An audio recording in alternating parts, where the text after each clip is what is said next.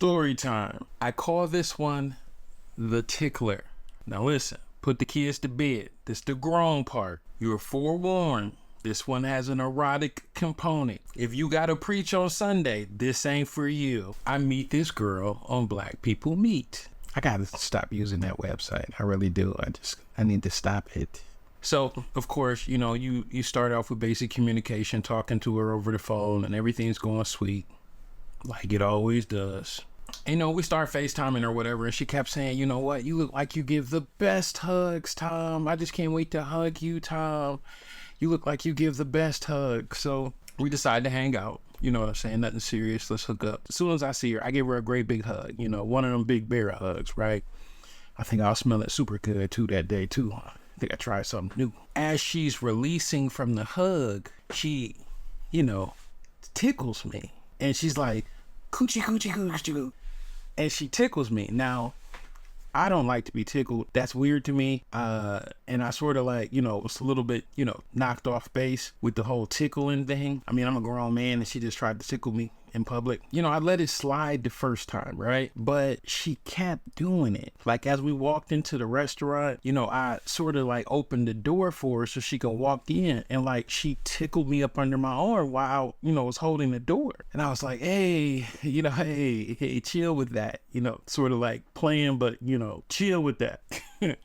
So we get seated, she sits next to me. We in one of those hibachi things, and there's other people there at the table or whatnot, waiting for the food or whatnot. So while she's sitting next to me, she tickles me again.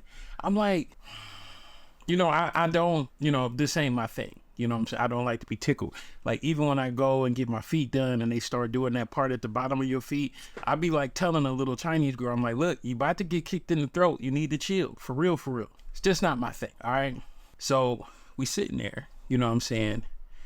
And the dude who's doing the hibachi, he acting like he can't understand the words that's coming out of my mouth about how I want my food made.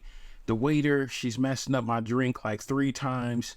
Then old girl keeps tickling me. So I'm not having a good time, right? I sort of get real firm with everybody, right? I tell the dude behind the counter, I'm like, look, pay attention to the words coming out of my mouth. You mess up again, it's going to be a problem.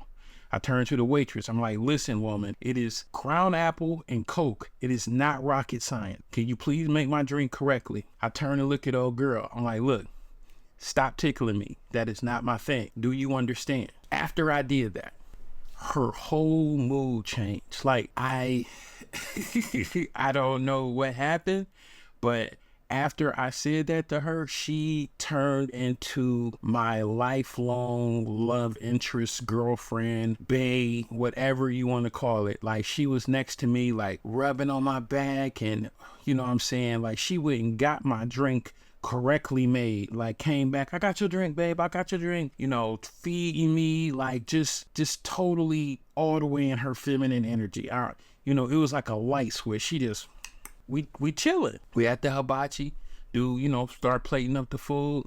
She whispers in my ear, Tom, I want to suck your dick right now. That escalated quickly. Check, please. Take her outside. I live 25 minutes away from this place. She lived about 45 minutes away from the place. So I'm thinking, hey, we can just go back to my place, and partake in some adult activities. She's like, right now. So I go to open the door for her to get in. To this day, I don't know what happened. All I know is, in me opening the door and walking away, she got my belt buckle undone. And in the parking lot, she's going ham on the mic in the parking lot. And I'm like, well, go ahead. Do what you got to do. It's the American way. So she's going ham on the mic in the parking lot. Literally the life out of me, right? I'm like, well, and when I say the life, I mean to the last drop, okay? So at this point, she's like, we need to go, back to your place. And I'm like, bet. I sent her the location of my place, right? My house is 25 minutes away from the restaurant. I sent her the location. I pulled out the parking lot first. I drive fast, y'all. I just do. I got a lot of tickets. Got a lot of points on my license. I drive a Porsche Panamera. It's a fast car. When I pulled up at my house, she was already there sitting on the front porch. I'm like, how? How you get it? It happened. So we get inside. She like sort of like pushes me on the couch. You know, she pulls my pants down and she's back on the mic. Now, family, this is where this all goes terribly wrong and south. Okay?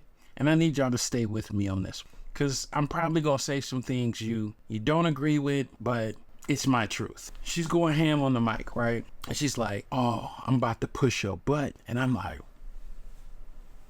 "What button? Is there a button that I don't know about?" She, grabs up under, nether region, and she starts, massaging, and she's going ham on the mic and massaging and going ham on the mic. And then all of a sudden she tries to thrust her shoulder up under my thighs and lift up. And I'm like, whoa, whoa, whoa, whoa. My feet can't come off the ground. And she's like, "What you mean?" I'm like, "Just what I said. My feet can't come off the ground." And she's like, "No, just go with it. Just go with it." I'm like, "I hear what you're saying, but no, my feet not coming off the ground. You can do what you're doing without my feet coming off the ground." And she's like, "Oh, you so silly." And she goes back to doing it, and she's like going ham, like trying to basically pull my soul out, right? That's what y'all call it. And then she sort of like lifts up, like tries to go up under again and tries to lift my legs up. I'm on my tippy toes. I'm trying to hold steady. Fam, like chill. Like my feet ain't allowed to come off the ground. No, cause Hey, listen, and y'all probably like, "Tom, what are you talking about?"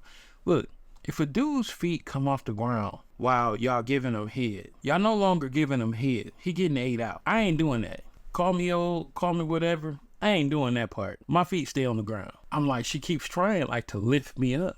And I'm like, so I pick her up, right? So I pick her up like by the throat and by the thigh. So I pick her up and like put her on my lap. And like, as I had my hand on her throat, she had the biggest smile on her face. She had the biggest smile on her face. Like it was like a little kid at Christmas, right? So I'm like, yeah, I think I might have fucked up. We kissing, she's sitting on my lap, da-da-da-da-da. All of a sudden, she just scratches me right across my chest, like right across, like right down the middle. Like, I mean, like you could see like little whelps starting to form because she done scratched me so hard.